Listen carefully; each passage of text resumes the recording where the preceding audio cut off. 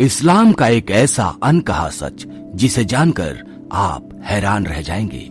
हमेशा से ये बहस का विषय रहा है कि मुसलमानों के पूर्वज क्या वाकई हिंदू ही थे? क्या सच में मुसलमानों के पूर्वज गुरु शुक्राचार्य थे?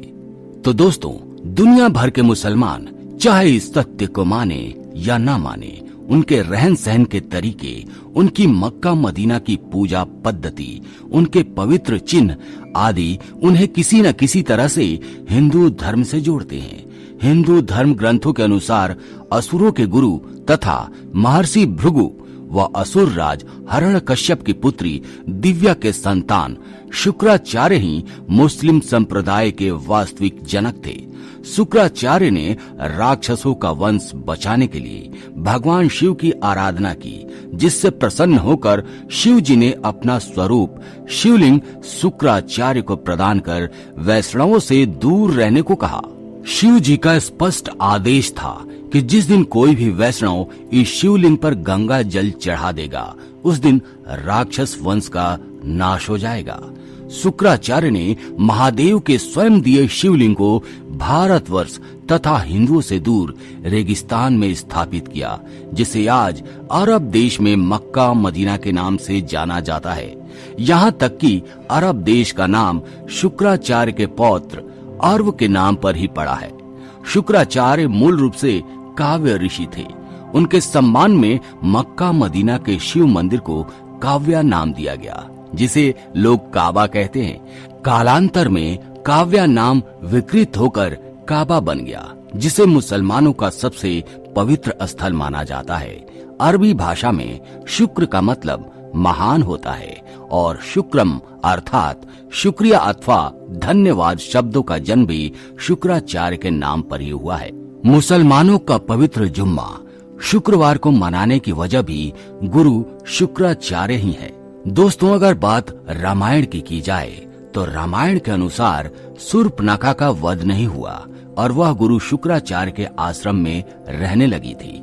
यह सबको पता है कि भगवान श्री राम के आदेश पर लक्ष्मण ने शूर्पणखा के नाक काट दिए थे और तभी से वो अपना चेहरा ढक कर रखती थी।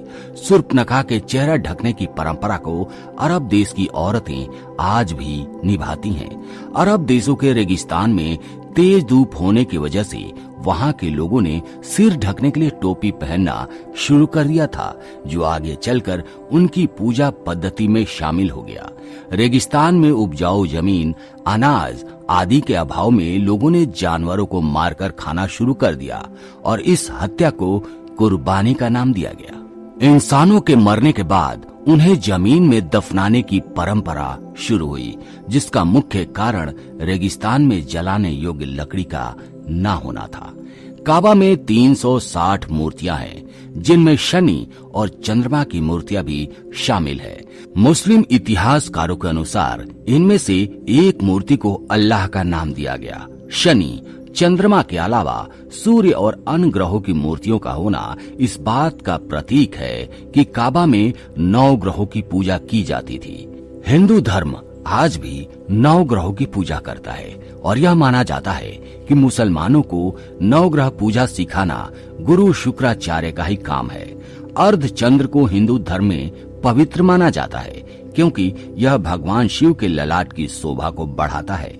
अर्धचंद्र चिन्ह का काबा में महादेव के प्रतीक पर होना इस चिन्ह को मुसलमानों में पवित्र बनाता है और इसे इस्लाम के झंडे पर स्थान दिया गया है। हिंदू धर्म के पवित्र शब्द ओम के संस्कृत रूप ओम को अगर शीशे में देखें तो यह अरबी भाषा में लिखे गए अल्लाह की तरह ही दिखाई देता है। यहाँ तक कि मुसलमानों में पवित्र माना जाने वाला 786 अंक भी ओम से ही बना है।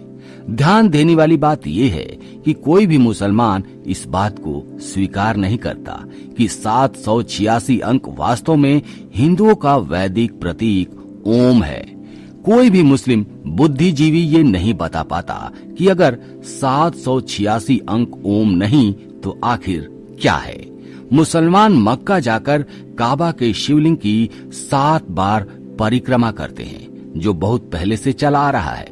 गुरु शुक्राचार्य ने यकीनन इस्लाम से पूर्व पैदा हुए अरब क्षेत्र के लोगों को हिंदू पूजा पद्धति सिखाई होगी। मक्का से कुछ ही दूरी पर एक बड़ा साइन बोर्ड लगा है जिस पर लिखा है कि इस क्षेत्र में गैर मुस्लिमों का प्रवेश वर्जित है। यह साइन बोर्ड उस समय का प्रतीक माना जाता है जब इस्लाम की शुरुआत हुई थी, तथा यह भी अंदाजा लगाया जा सकता है कि शुक्राचार्य ने भगवान शिव की दी हुई चेतावनी पर अमल करते हुए इस मंदिर के क्षेत्र में हिंदुओं के प्रवेश पर प्रतिबंध लगाया हो। जहां भगवान शिव का मंदिर होता है वहां पवित्र नदी का पानी भी पाया जाता है। हिंदू मंदिरों की यह परंपरा भी काबा से जुड़ी हुई है और मंदिर के साथ ही पवित्र पानी का स्रोत भी स्थित है जिसे जमजम के पानी के नाम से जाना जाता है। दोस्तों, ये सब बातें सुनने के बाद मुझे यकीन है कि आपको यकीन हो गया होगा कि इस्लाम शुक्राचार्य की ही देन है और ये शूर्पणखा के वंशज है। वैसे आपके विचार क्या हैं? आप कमेंट करके जरूर बताइएगा। तो दोस्तों, आज की वीडियो में इतना ही। मिलते हैं आपसे अगले वीडियो में एक नए टॉपिक के साथ। तब तक के लिए जय हिंद, जय भारत, जय सनातन।